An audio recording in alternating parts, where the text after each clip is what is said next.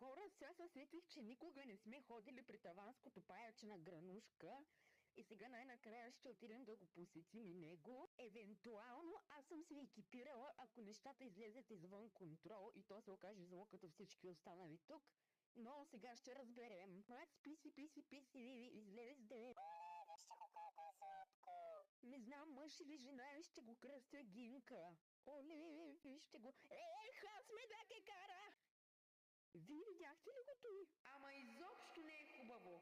Току-що доказах, че всички в тази къща са прокалнаци. Ето го и на баба Лабубото. Ля-бо-бо! Ля-бо-бо! Еми, за 4 лева от тему толкова. Поне се е опитала да влезе в тренда. Но сега аз ще ви го открадна. Или така или иначе коша стои празен. A few moments later. Ти пък веднага ма на бара. Хубаво на, взимай си го. Вземи